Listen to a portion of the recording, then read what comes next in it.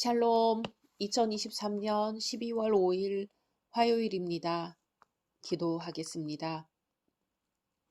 주님, 오늘도 주의 말씀으로 하루를 시작합니다. 사랑하는 주님, 올해의 마지막 달에 지난 시간을 후회로 채우기보다는 그래도 감사했던 것들을 떠올리게 하소서. 따뜻한 말 한마디, 따뜻한 차 한 잔, 따뜻한 웃음들이 우리의 삶을 얼마나 풍요롭고 가득 차게 했었는지 기억하게 하소서. 예수님의 이름으로 기도드립니다. 아멘. 오늘의 말씀은 욥기 31장입니다. 내가 내 눈과 약속하였나니 어찌 처녀에게 주목하랴. 그리하면 위에 계신 하나님께서 내리시는 분깃이 무엇이겠으며 높은 곳의 전능자께서 주시는 기업이 무엇이겠느냐. 불의한 자에게는 환난이 아니겠느냐. 행악자에게는 불행이 아니겠느냐. 그가 내 길을 살피지 아니하시느냐. 내 걸음을 다 세지 아니하시느냐.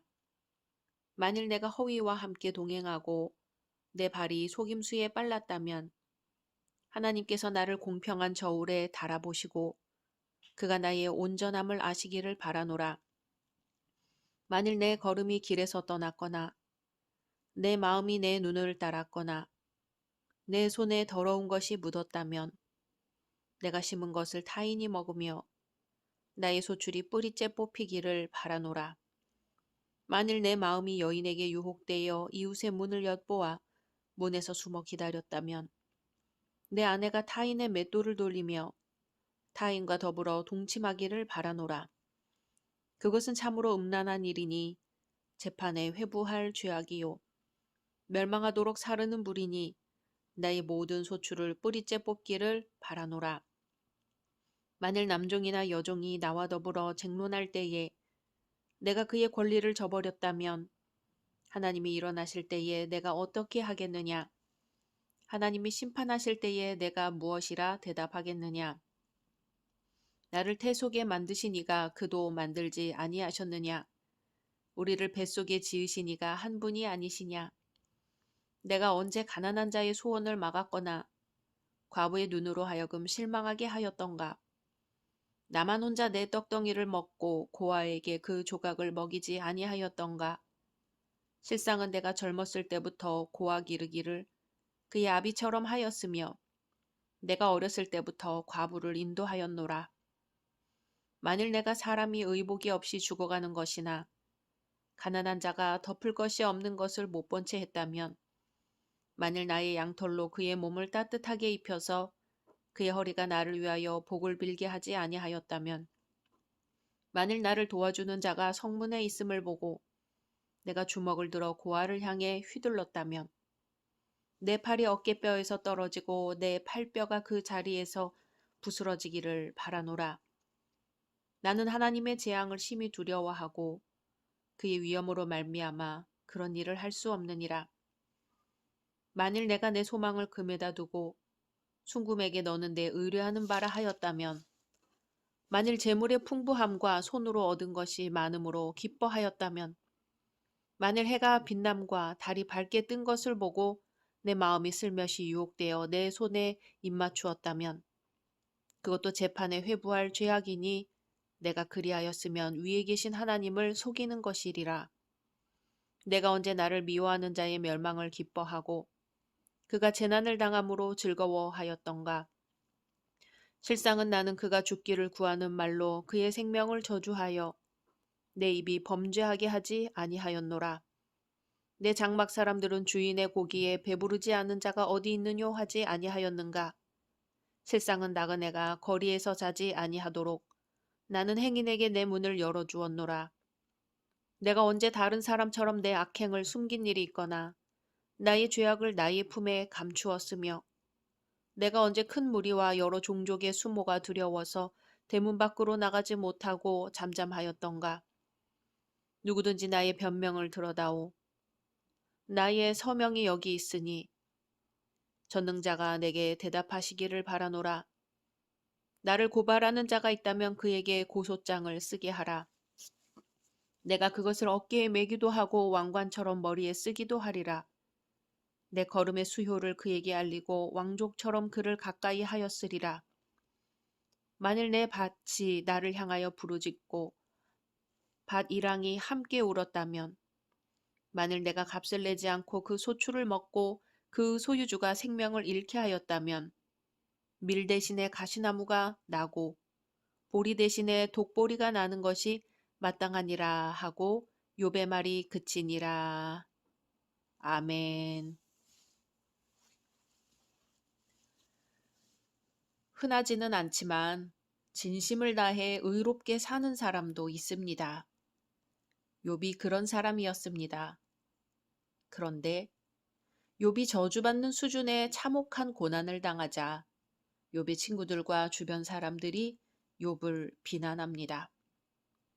욥의 저주가 욥의 죄 때문이라는 것이지요.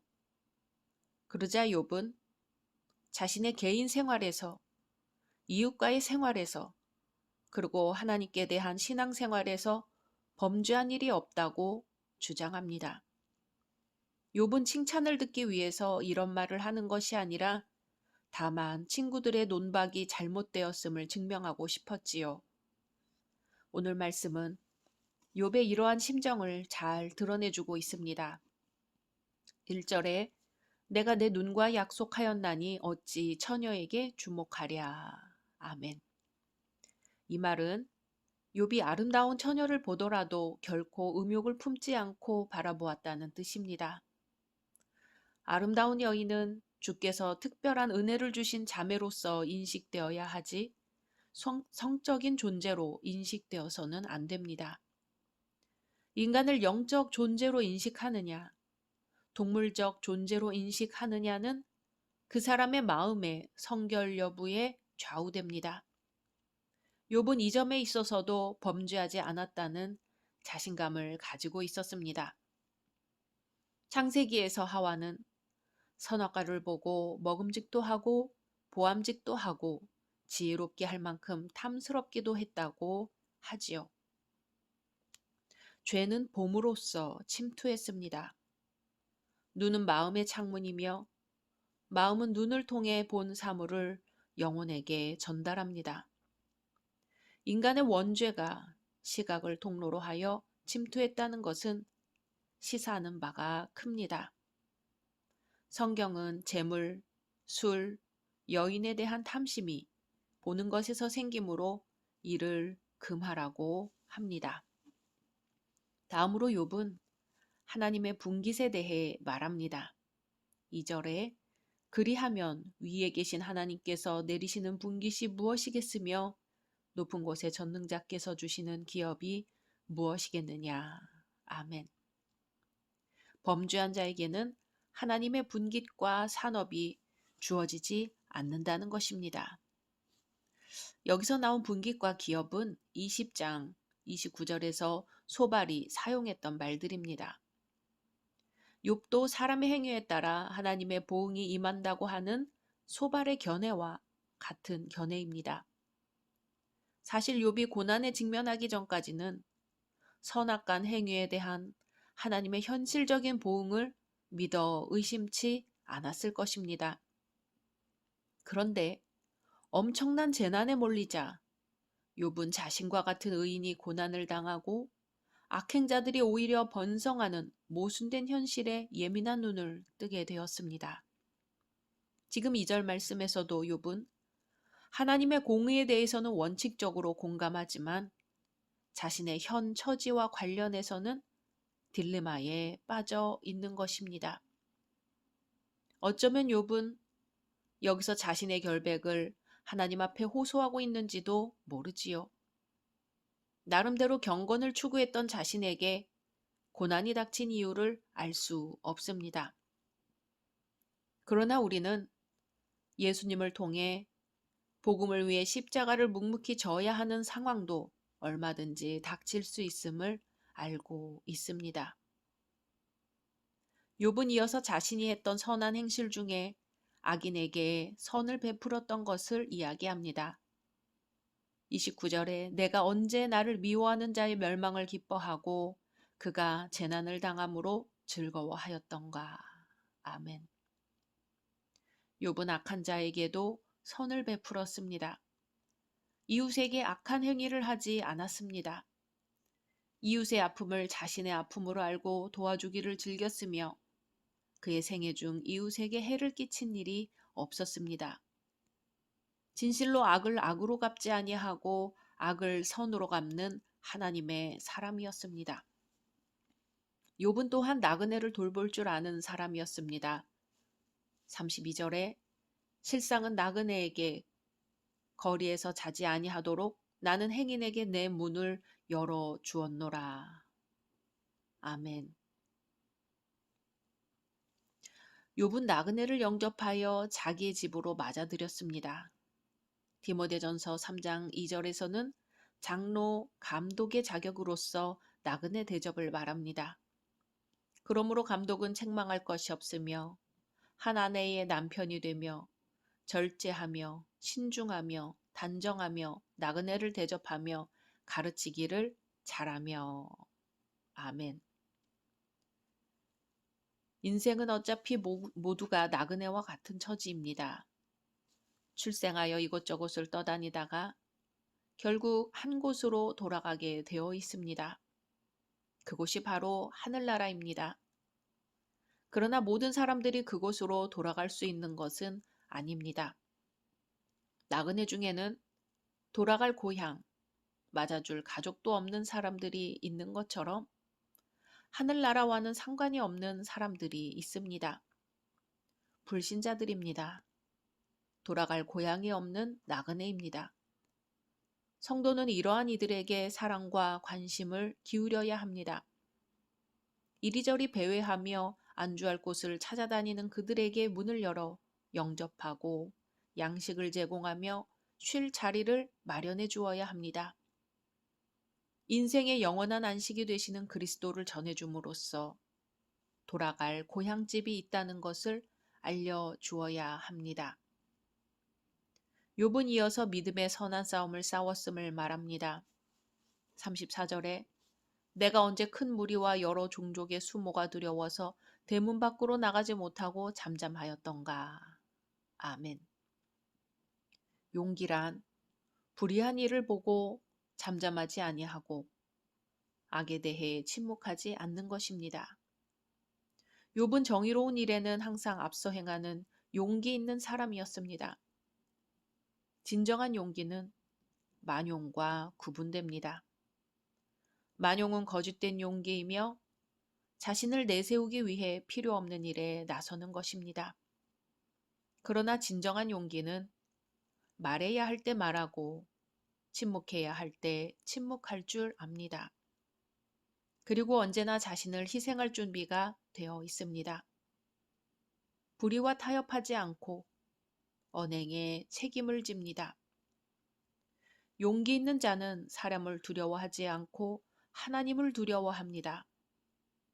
욥은 순전하고 정직하여 하나님을 경외하여 악에서 떠난 사람이었습니다. 더불어 욥은 정당한 방법으로 재물을 모았습니다. 39절에 만일 내가 값을 내지 않고 그 소출을 먹고 그 소유주가 생명을 잃게 하였다면. 아멘. 성도의 물질과는 땀 흘려 성실하게 모아서 하나님의 영광을 위하여 사용하는 것입니다. 그러나 많은 사람들이 이러한 원칙을 무시하고 적게 노력하고 많이 모아 자신들의 이기적인 욕망을 위해 사용합니다. 물질은 정당한 방법에 의해 모아졌을 때 그 역할을 다할 수 있습니다. 불의한 재물은 불의한 곳에 쓰여지며 그 수명은 매우 짧습니다. 성도의 땀과 수고로 모아진 재물을 하나님께서는 인정하십니다. 오늘 말씀으로 보건대 욥은 범사에 선을 행하여 하나님의 영광을 나타내며 살았습니다. 원수라도 저주하지 않았습니다. 나그네 대접하기를 힘썼으며 불의한 방법으로 재물을 모으지도 않았습니다. 그럼에도 욥이 지금 이와 같은 고난을 당한 것을 우리는 이해할 수 없습니다. 그저 하나님께서 그간의 선행을 기억하사 구원해 주시라고 간구하고 간구할 뿐이지요. 어쩌면 선행은 하나님께 간구할 때 조금이라도 내보일 것이 있도록 나를 위해 행해야 하는 것인지도 모르겠습니다. 그럼에도 불구하고 모든 것을 하나님께 맡길 뿐이지요. 자비를 베푸사 곧 응답해 주시기를 탄원할 뿐입니다. 십자가상에서 응답이 없으신 하나님께 부르짖었던 예수님처럼 말입니다. 각자 말씀 묵상하신 후 주기도문으로 마치겠습니다.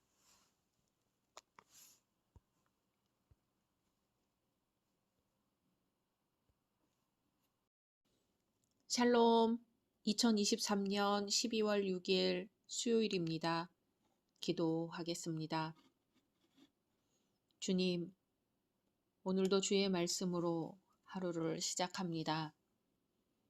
사랑하는 주님, 오늘은 한 해 동안 잘못한 것들을 떠올려 봅니다.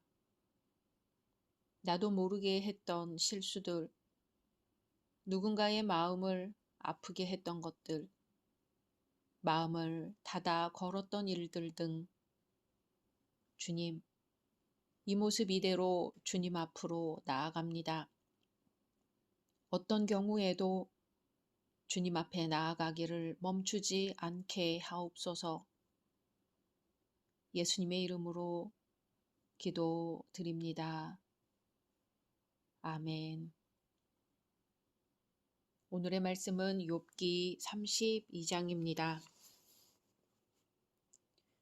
욥이 자신을 의인으로 여김으로 그 세 사람이 말을 그치니 람 종족 부스 사람 바라겔의 아들 엘리후가 화를 내니 그가 욥에게 화를 내면 욥이 하나님보다 자기가 의롭다 함이요 또 세 친구에게 화를 내면 그들이 능히 대답하지 못하면서도 욥을 정죄함이라.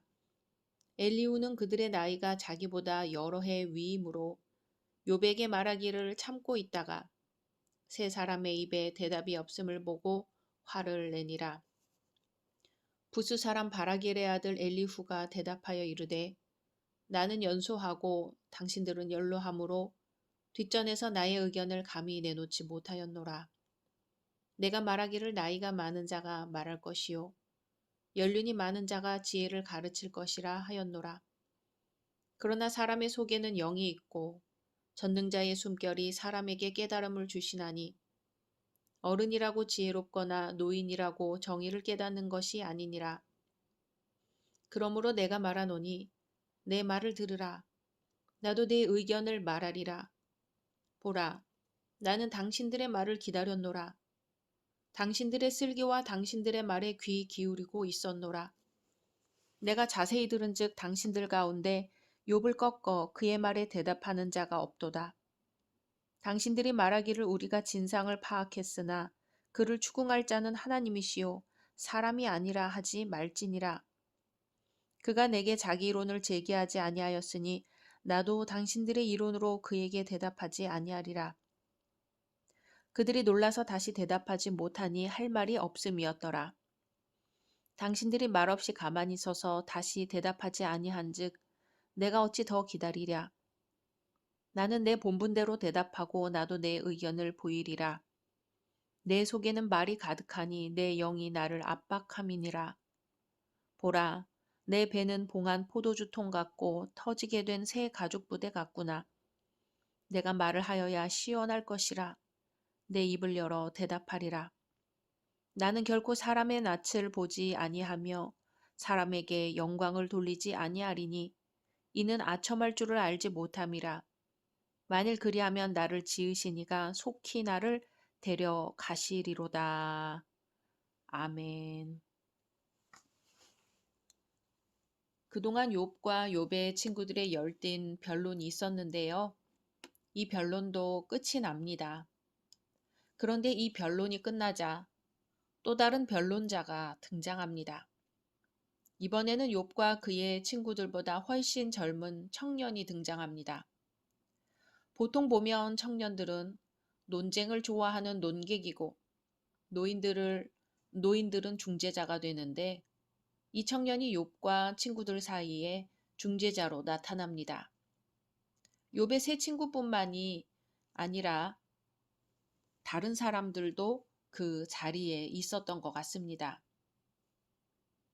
엘리후는 과연 욥과 친구들을 어떻게 중재할까요? 그동안 욥을 비난하던 욥의 친구들이 욥의 변론에 입을 닫았습니다. 말로 당할 수 없다고 여겼을 수도 있고 욥의 말에도 일리가 있다고 여겼을 수도 있습니다. 가장 큰 이유는 그토록 자기 의견을 고집하는 자와 논쟁한다는 것은 아무 소용이 없다고 여겼기 때문일 것입니다. 친구들 입장에서는 욥이 자만한 것으로 보였을 것입니다. 자기 자신을 의인이라고 했으니까요. 그렇기에 공정하게 판정을 내리지 못하는 것입니다. 하지만 욥은 욥 자신의 주장처럼 하나님 앞에서 실로 의로웠습니다. 다만 친구들 눈에는 의롭지 못하게 보였을 따름입니다. 엘리후라는 이름은 나의 하나님은 그분이시다 라는 뜻입니다. 욥의 친구들은 욥을 설득하려고 노력했으나 모두 허사였습니다. 그러나 엘리후는 이 일을 해낼 수 있다고 여겼습니다. 그는 부스 사람이라고 하는데 이것은 나홀의 둘째 아들인 부스의 후손이란 뜻으로 보입니다. 그리고 또 람 족속이라고도 하는데요. 아람 족속의 시조인 아람의 후손을 일컫는 것 같습니다. 또 갈대아 사람들은 아브람 족속이라고 읽기도 합니다. 아무튼 엘리후는 욥에게 화를 내며 말을 합니다. 그 이유는 엘리후가 생각하기에 욥이 마땅히 하나님께 대하여 경건하게 여쭈어야 하는데도 그러지 아니하였기 때문입니다. 하나님보다도 스스로를 의롭게 여겼다고 합니다. 욥의 친구들이 욥을 무고하게 비난한 탓도 있었겠지만 욥도 지나치게 자기 변호에 열심을 내다 보니 의도하지 않게 하나님의 명예를 손상시켰다는 것이죠. 시종일관 이것을 지켜본 엘리후가 분노한 것입니다. 욥을 비판한 엘리후는 욥의 친구들에 대해서도 작심하고 비판하기 시작합니다.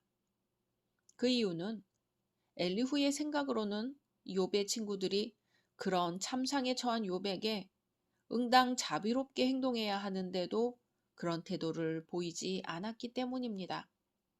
3절에 그들이 능히 대답하지 못하면서도 욥을 정죄함이라 했습니다. 욥의 친구들은 욥을 위선자라고 하면서도 그것을 실질적으로 증명하지 못하였습니다.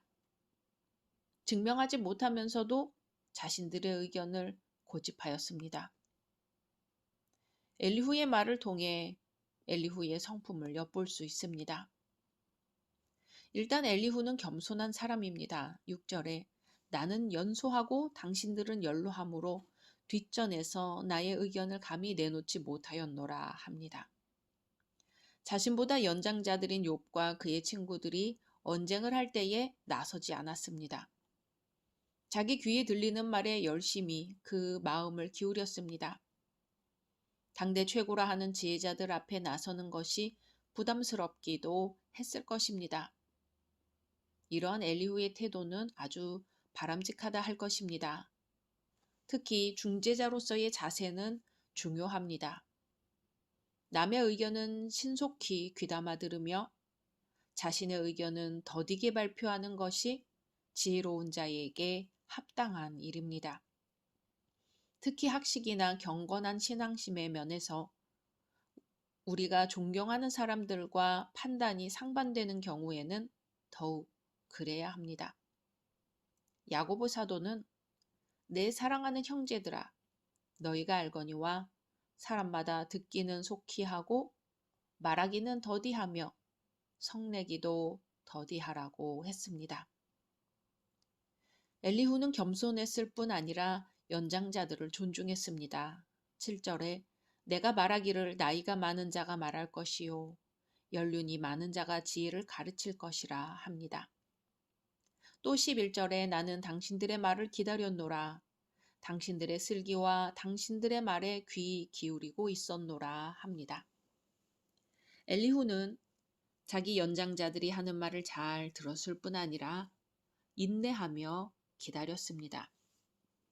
또 엘리후는 용기가 있는 사람이었습니다. 사람은 누구나 분별할 수 있으며 자기 차례가 오면 자유로이 말할 수 있어야 합니다. 엘리후는 8절에 사람의 속에는 영이 있고 전능자의 숨결이 사람에게 깨달음을 주시나니 합니다. 엘리후는 하나님이 사람 속에 주시는 통찰력이 인생의 연륜에서 얻어지는 일반적인 지혜보다 우월하다는 것을 강조합니다. 아울러 자신이 하는 진술이 하나님으로부터 영감받은 것임을 주장하는 것이지요. 물론 젊은이들이 인생 연륜이 깊은 지혜자들의 조언을 무시하고 경솔히 행하다가 낭패를 당하는 경우가 많습니다. 인생의 중요한 일일수록 더욱 경험자들의 얘기에 귀를 기울이는 것이 현명합니다. 하지만 모든 것을 경험만으로 파악할 수는 없겠지요. 인생의 난해한 문제나 궁극적 진리에 대한 물음은 성령의 감동에 의해서 가장 잘 해결할 수 있습니다. 이처럼 엘리후는 욥의 세 친구 엘리바스, 빌닷, 소발이 욥을 위로하기 위해 찾아왔지만 그들은 하나님께 지혜를 구하여 변론하지 않고 자신들의 경험과 연륜을 따라 변론한 것을 밝힙니다. 인과 응보의 논리로 가득한 그들의 논리가 마치 구름이 태양을 가리듯 진정한 진리의 빛을 가리고 있다고 합니다. 그러므로 엘리후는 지혜는 하나님께로부터 오는 것임을 밝히고 자신은 진리의 빛을 밝게 비추어야 한다는 책임감을 갖고 이 변론에 참여하게 된 것임을 말합니다. 그리고 변론에 대한 책임감과 함께 자신의 뜨거운 열정을 말한 엘리후는 사람의 귀에 듣기 좋은 대로 말하지 않겠다고 선언합니다. 이제부터 37장까지 계속되는 엘리후의 변론은 논리적인 면에서 인과응보가 아닌 고난을 통한 연단이라는 견해로 고난에 대해 새롭고 적극적인 해석을 하게 됩니다. 욥기 전체의 내용에서 보면 절정을 이루는 부분입니다. 즉 경험과 연륜에서 온 인간의 지혜와 통찰은 결코 하나님의 지혜를 포괄할 수 없으며 오로지 창조주 하나님의 주권과 섭리의 아래에 위치할 수밖에 없다는 것이죠. 그러므로 여기서는 인간의 유한한 지식과 하나님의 지혜가 드러나며 하나님의 주권에 대한 새로운 고백이 나타납니다. 엘리후는 욥과 세 친구 사이에 중재자로 등장했습니다. 성도 역시 사람들 사이에 중재자가 될 수 있습니다. 잘 듣고 잘 기다리며 잘 파악하여 하나님과 사람들 앞에서 예수 그리스도를 닮은 좋은 중재자가 되어야 할 것입니다. 각자 말씀 묵상하신 후 주기도문으로 마치겠습니다.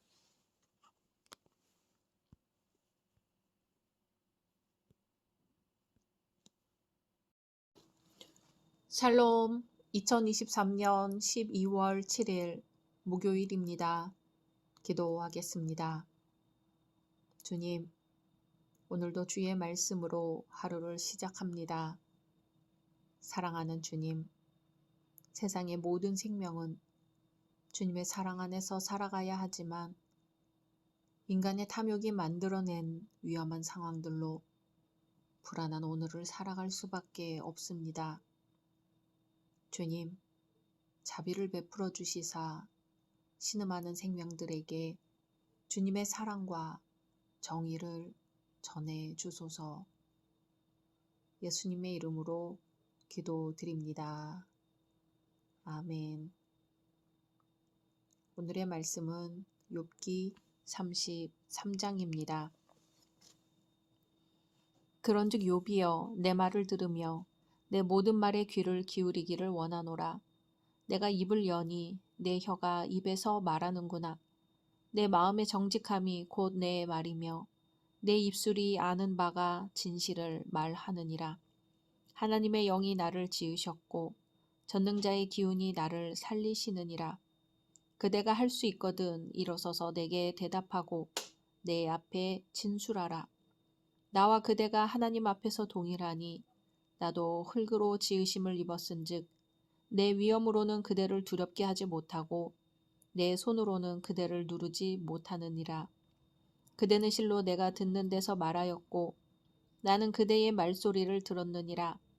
이르기를 나는 깨끗하여 악인이 아니며 순전하고 불의도 없거늘 참으로 하나님이 나에게서 잘못을 찾으시며 나를 자기의 원수로 여기사 내 발을 착고에 채우시고 나의 모든 길을 감시하신다 하였느니라. 내가 그대에게 대답하리라. 이 말에 그대가 의롭지 못하니 하나님은 사람보다 크심이니라. 하나님께서 사람의 말에 대답하지 않으신다 하여 어찌 하나님과 논쟁하겠느냐. 하나님은 한 번 말씀하시고 다시 말씀하시되 사람은 관심이 없도다.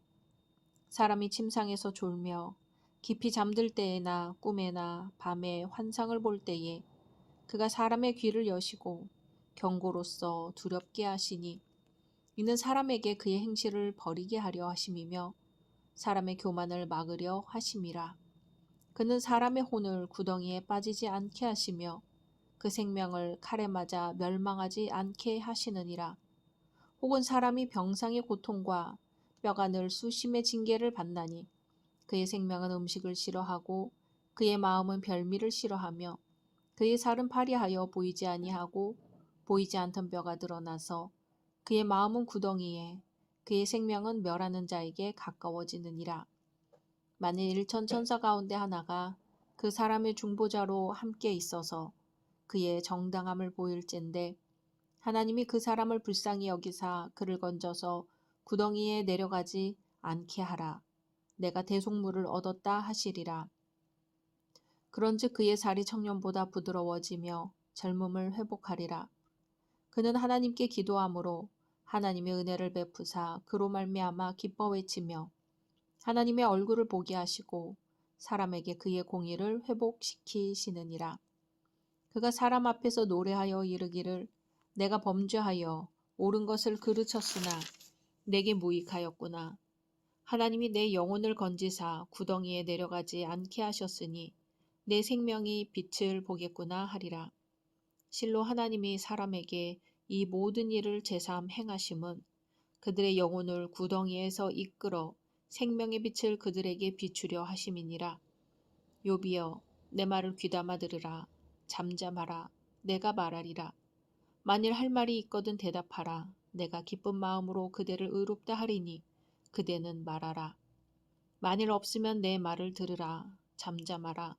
내가 지혜로 그대를 가르치리라. 아멘.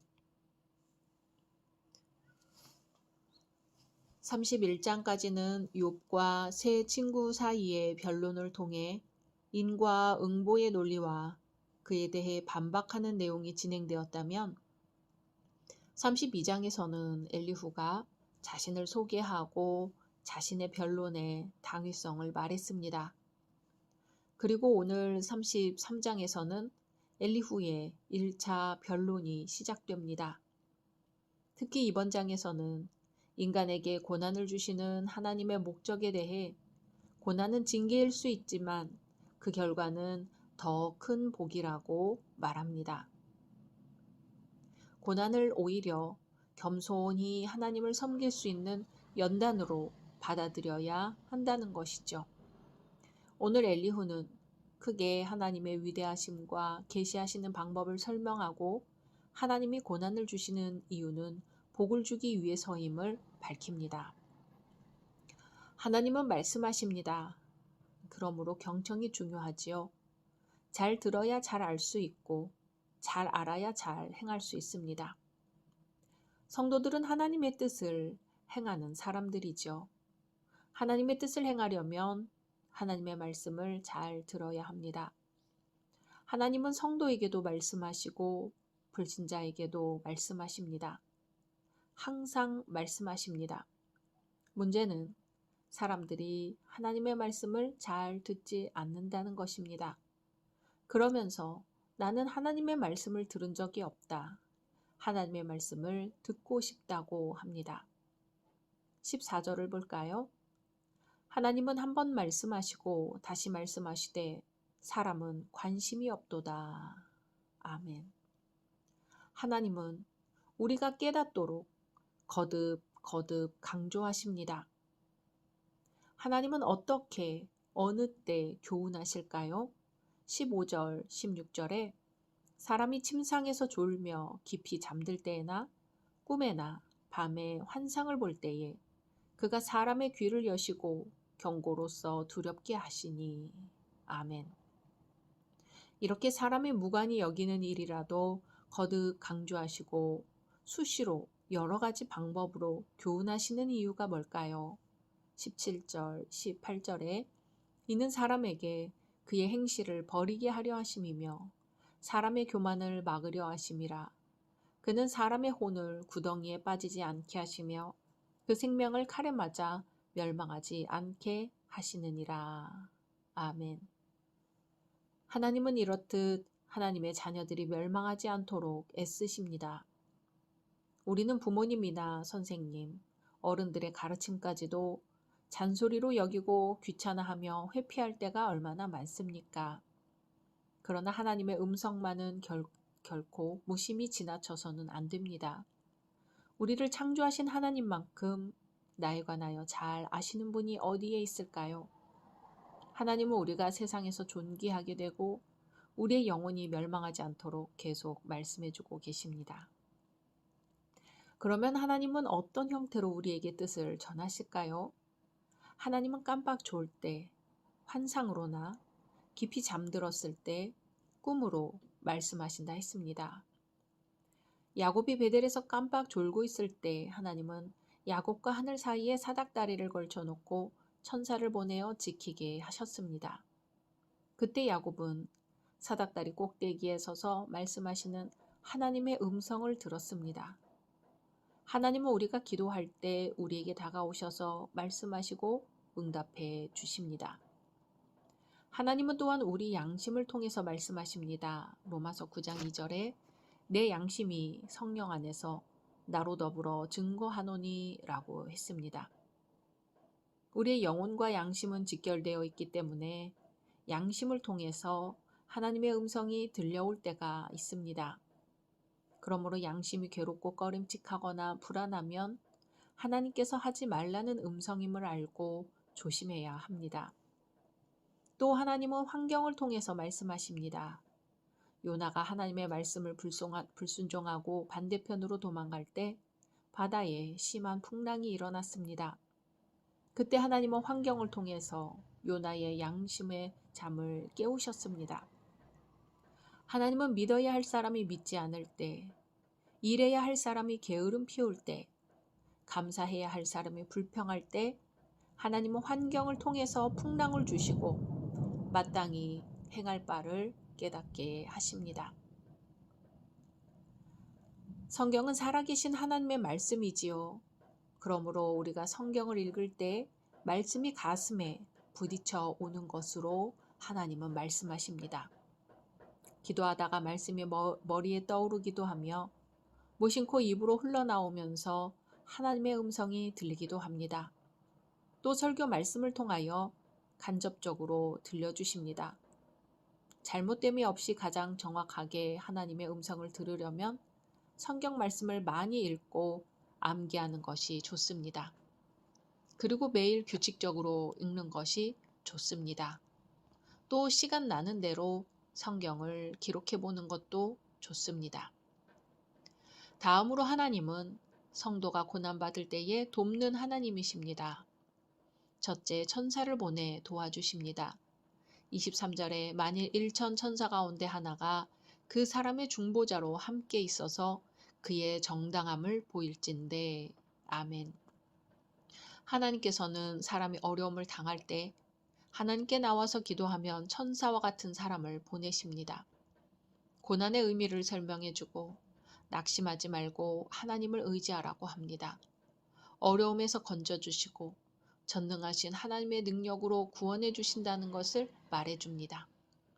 어려운 일 당할 때 과거의 잘못을 회개함으로써 하나님께 돌아오게 합니다. 둘째, 긍휼과 구원을 베풀어 주심으로 돕는 하나님이십니다.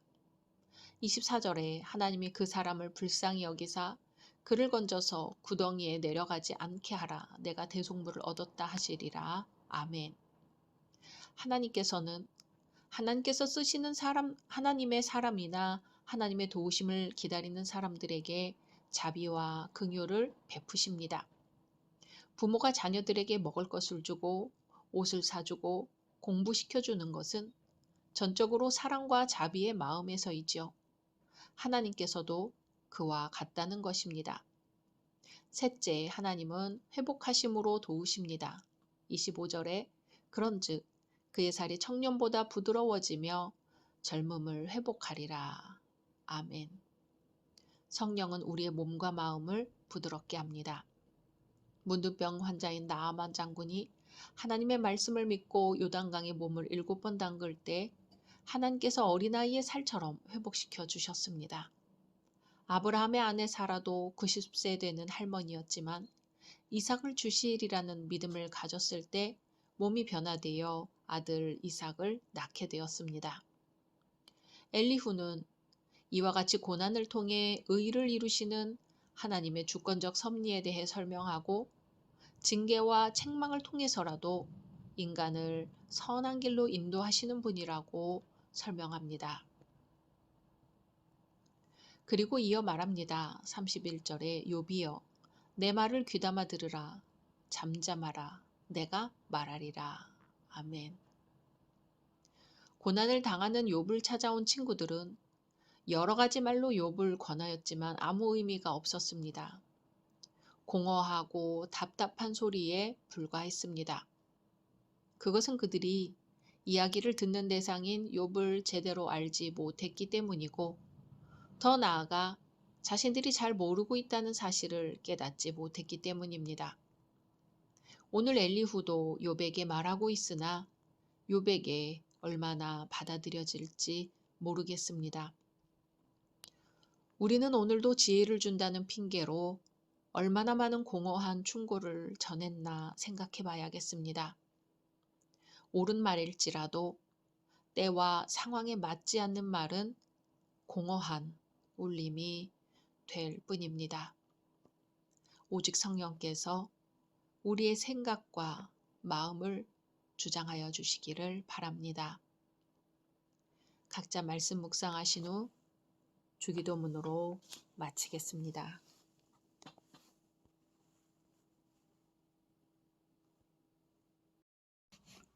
샬롬. 2023년 12월 8일 금요일입니다. 기도하겠습니다. 주님, 오늘도 주의 말씀으로 하루를 시작합니다. 사랑하는 주님, 지금까지 우리가 행한 선한 일들을 돌아봅니다. 자선, 기도, 금식에 이르기까지 주님의 영광을 위한 것이었는지 돌아보게 하소서. 거저받았으니 거저주라는 주님의 말씀에 순종하여 우리의 마음과 행실이 더욱 성결하게 하옵소서. 예수님의 이름으로 기도드립니다. 아멘. 오늘의 말씀은 욥기 34장입니다. 엘리후가 말하여 이르되 지혜 있는 자들아 내 말을 들으며 지식 있는 자들아 내게 귀를 기울이라.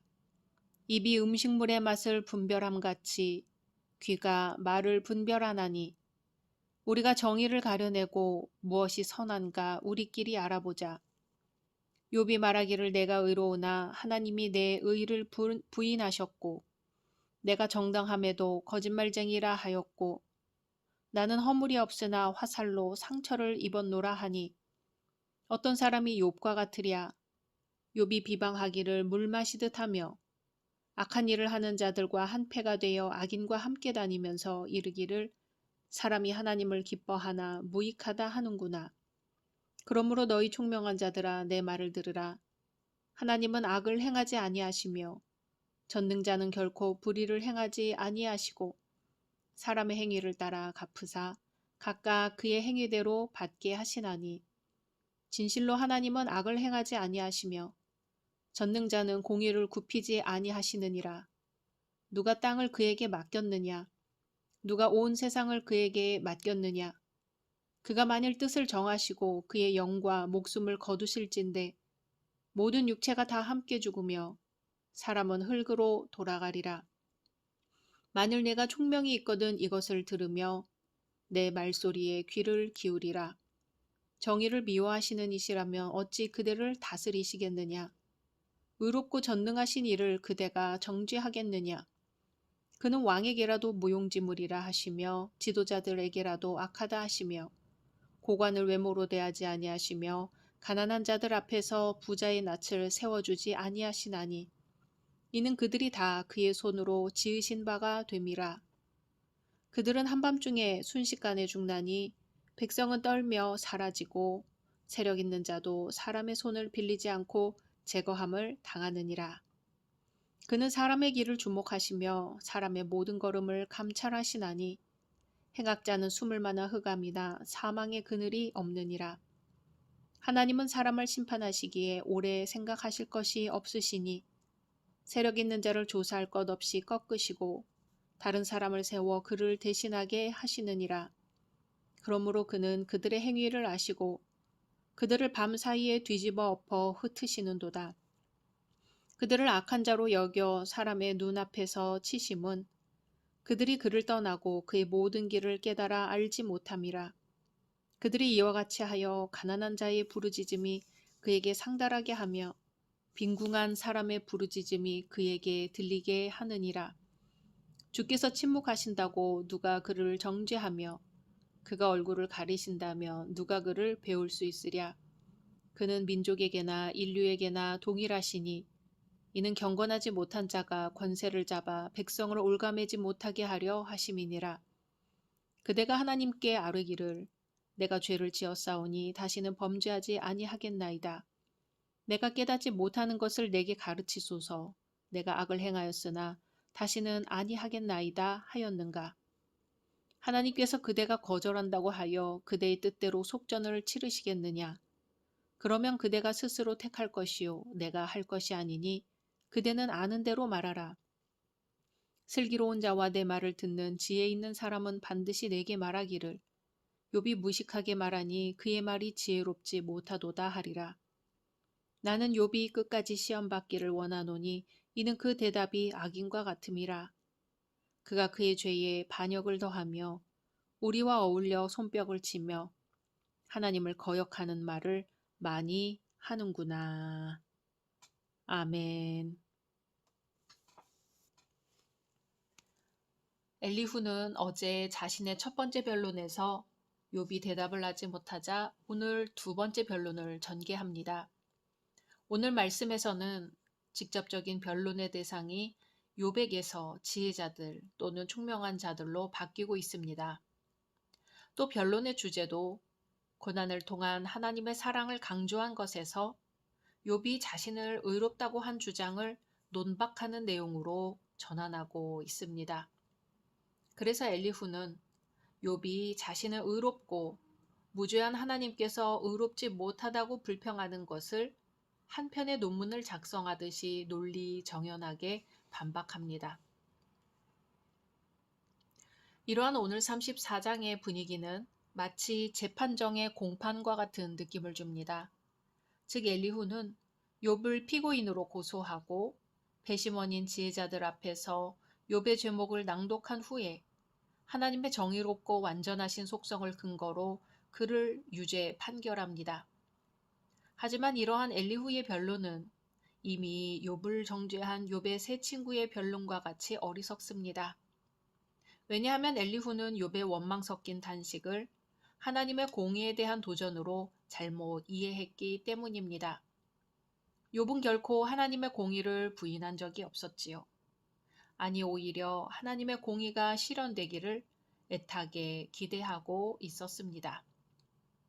우리는 이번에도 엘리후의 오해를 보면서 형제를 비판하기보다 오히려 겸손과 사랑의 자세를 가져야 함을 깨닫게 됩니다. 욥기 34장의 이러한 전체적인 분위기를 생각하면서 엘리후가 공의로우신 하나님에 대해 전하는 부분을 집중해서 보겠습니다. 엘리후는 10절에 그러므로 너희 총명한 자들아 내 말을 들으라. 하나님은 악을 행하지 아니하시며 전능자는 결코 불의를 행하지 아니하시고. 아멘. 엘리후가 욥에게 이런 말을 한 것은 욥이 당한 고난이 하나님의 공의라는 의미입니다. 하나님은 욥에게 악하게 대하지 않으시는 분이며 하나님은 불의가 없으시다는 뜻입니다. 하나님께는 조금의 불의도 없습니다. 온전히 의로우시고 거룩하신 분이기 때문에 불의를 용납하실 수 없습니다. 이 하나님의 공의는 하나님께서 창조하신 피조 세계에 그대로 적용됩니다. 피조 세계와 세상을 섭리하시며 보존하시는 질서에는 하나님의 성품이 그대로 드러납니다. 하나님은 조금의 악도 허락하지 않으시며 지극히 작은 죄도 용납지 않으십니다. 그러므로 악인에게는 진노의 심판으로 나타나고 의인에게는 영생의 복으로 나타납니다. 엘리후는 욥에게 하나님은 심은 그대로 거두게 하시는 분임을 말합니다. 11절에 사람의 행위를 따라 갚으사 각각 그의 행위대로 받게 하시나니. 아멘. 하나님은 우리가 심은 대로 거두게 하십니다.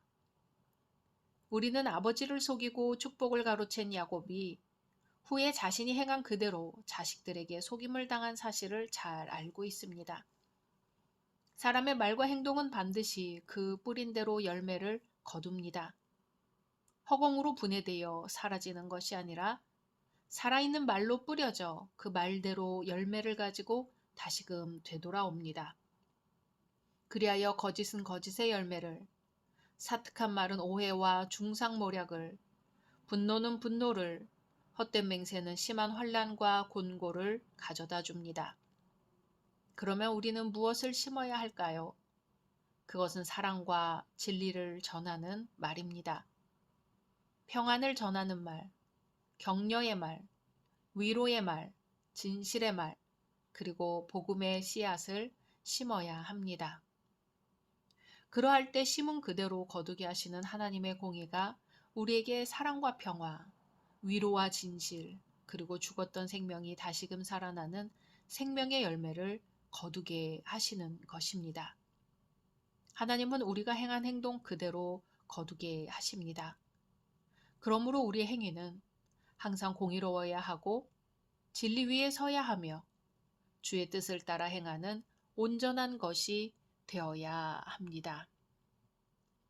엘리후는 이러한 공의로우신 하나님을 설명하면서 욥의 변론이 공의로우신 하나님에 대한 도전이라고 규정합니다. 뿐만 아니라 엘리후는 자신의 변론의 정당성을 지혜자들에게 호소하며 결국 욥을 악하다고 정죄하면서 2차 변론을 끝맺습니다.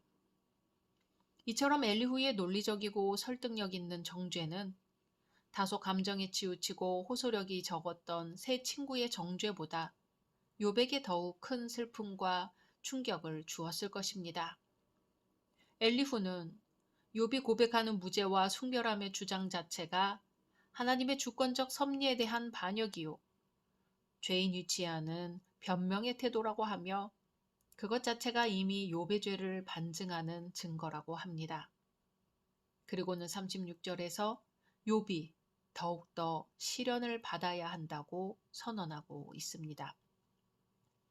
어떤 면에서는 엘리후가 말한 바와 같이 욥은 때로는 지나치게 하나님의 정의와 섭리를 회의하고 원망하였습니다. 사실 마지막에 여호와 하나님과 대면하였을 때 욥은 자신이 하나님의 정의와 섭리에 대해 의심을 품었다는 것과 친구들에게 지나치게 화를 내었다는 것을 고려하였습니다. 엘리후는 바로 이 점을 정확히 지적했고 그렇기에 욥은 엘리후의 말에 대해서만은 반박하지 못한 것으로 보입니다. 그럼에도 불구하고 엘리후는 욥이 당하는 고난의 원인을 밝혀내지는 못합니다. 의인도 고난을 당할 수 있으며 거기에는 하나님의 계획이 있다고 주장하는 욥에게는 하나님의 응답이 절실합니다. 그러나 하나님은 여전히 침묵하셨고 욥은 더 이상 변론을 진행시킬 수가 없습니다. 남아있는 것은 하나님의 판결뿐이지요. 하나님께서 욥을 의롭다고 인정하시거나 아니면 욥의 말처럼 하나님의 저주가 임하는 것입니다. 과연 하나님은 등장하셔서 욥에게 어떤 판결을 내리실까요? 내일도 엘리후의 변론은 이어집니다. 각자 말씀 묵상하신 후 주기도문으로 마치겠습니다.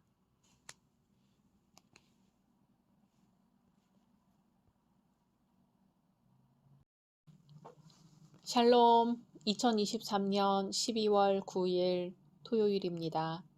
기도하겠습니다. 주님, 오늘도 주의 말씀으로 하루를 시작합니다.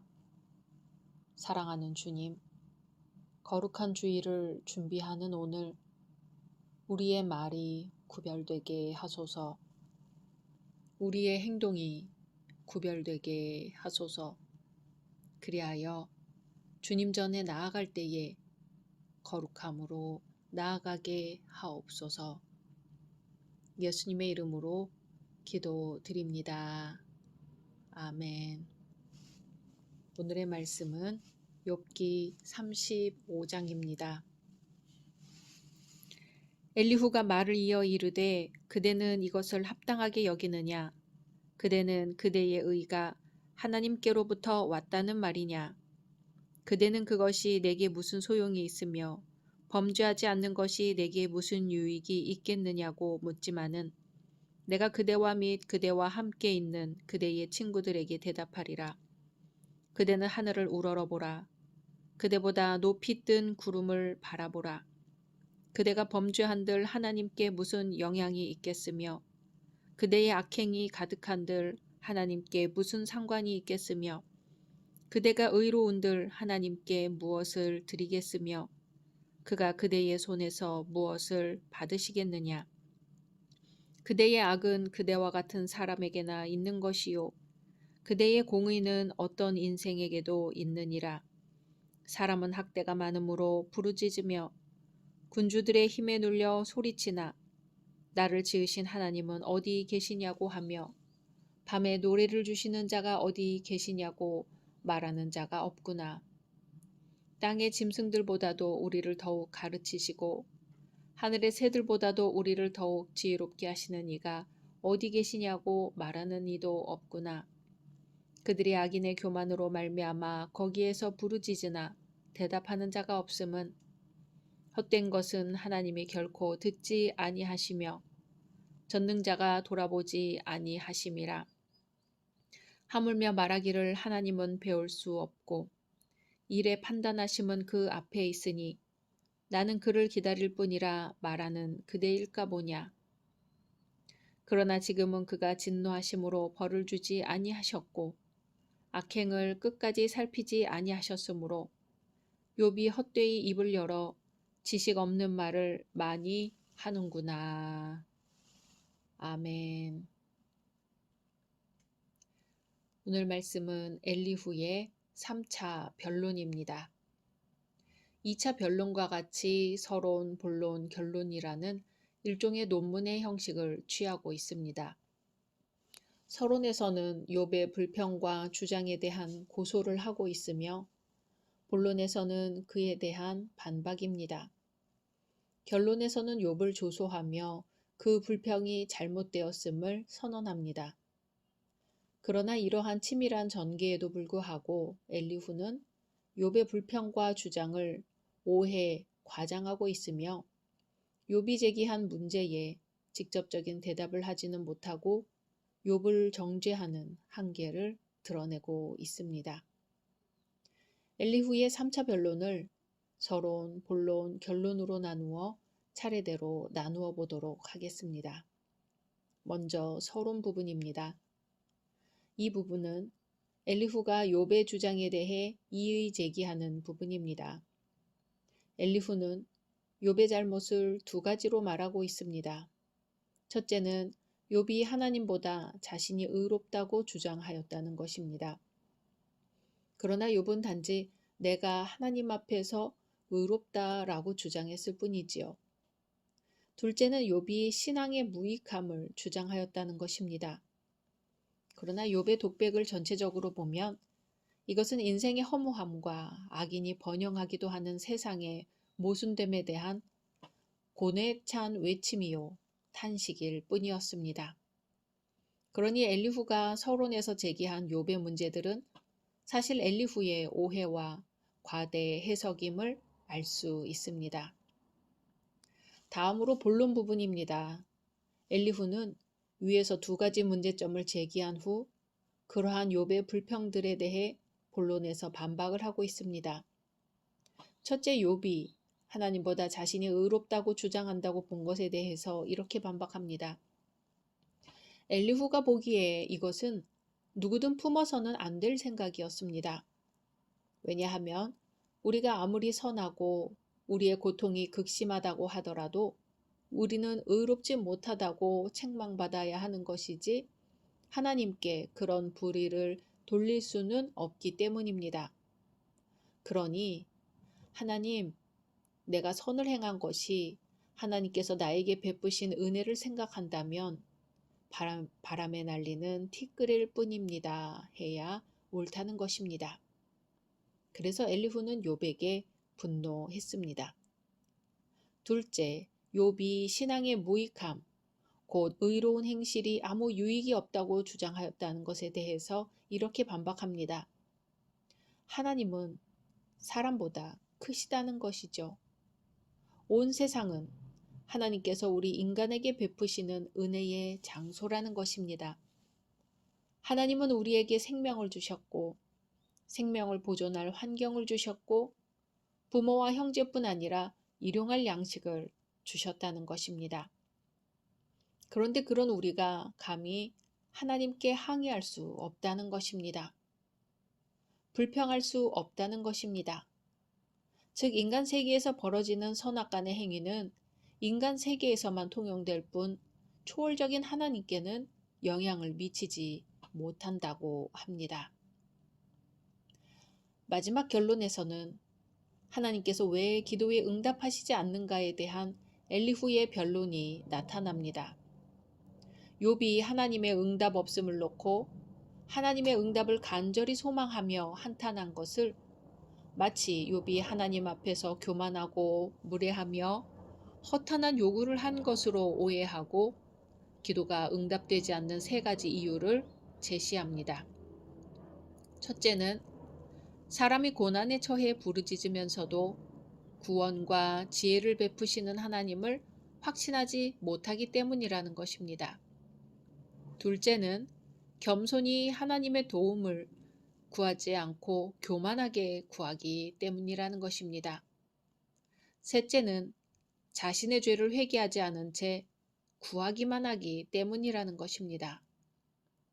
엘리후는 결국 이러한 이유들을 욥의 상황과 연결시켜 욥이 응답받지 못하는 것은 그가 먼저 자기 죄를 회개하지 않고 교만과 불신을 가지고 기도하였기 때문이라는 것입니다.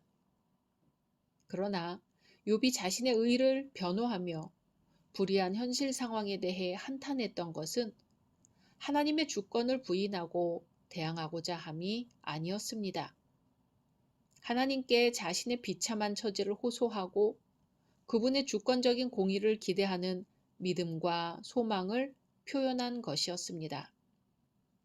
그럼에도 엘리후가 욥을 지적한 것은 욥이 애매한 고난을 받는 것을 몰라서 욥을 정죄한 것이라기보다는 욥이 본질상 의롭지 못하면서도 하나님 안에서 의롭게 된 것을 드러내지 못한 점, 즉 언제나 지혜롭고 거룩하신 바로 그 하나님께서 고난 주셨음을 정당하게 증거하지 못했음을 지적한 것이라 할 수 있습니다. 성경은 믿음으로 구하면 하나님께서 응답해 주신다고 가르칩니다. 그러나 그 기도는 하나님의 뜻에 합당한 것이어야 합니다. 그것은 하나님의 나라가 이 땅에서 어떻게 세워지고 나아갈 것인가에 대한 것입니다. 개인의 유익을 위하거나 고통을 해소하기 위한 기도라 할지라도 그것이 하나님 나라와 깊은 연관이 있어야 합니다. 그리고 하나님은 그 나라의 경영에 성도들이 참여할 수 있도록 해주셨습니다. 그러므로 믿음으로 기도한다는 것은 하나님께서 약속하신 것을 구하는 것을 의미합니다. 왜냐하면 약속이 없는 상태에서 믿음은 존재하지 않기 때문입니다. 바울 사도는 몸의 가시를 제거해달라고 3번이나 기도했습니다. 그러나 하나님은 바울 사도의 기도를 거절하셨습니다. 바울 사도는 몸에 가시가 없다면 하나님 나라를 위해 더 많은 일을 할 것이라고 생각했을 것입니다. 그러나 하나님은 바울 사도를 더 잘 아십니다. 오히려 하나님은 몸의 가시를 통해 바울 사도를 겸손하고 유순하게 만드시고자 하신 것입니다. 십자가를 앞에 두고 육신을 가지신 예수님은 할 수 있다면 십자가를 비켜가기 원하셨습니다. 그러나 하나님은 예수님을 십자가에 내어 놓으셨습니다. 예수님이 죽으신 십자가는 죽음을 정복하고 사단과 죄악을 부끄럽게 하였습니다. 그리고 수많은 영혼들이 구원받는 근거가 되었습니다. 하나님의 주권을 의지할 때 하나님의 약속을 믿을 수 있습니다. 하나님의 약속을 믿을 때 하나님의 뜻에 합당한 기도를 할 수 있습니다. 하나님은 이러한 기도에 응답해 주심으로 하나님의 약속이 성취되도록 구원의 역사를 경영해 가십니다. 각자 말씀 묵상하신 후 주기도문으로 마치겠습니다.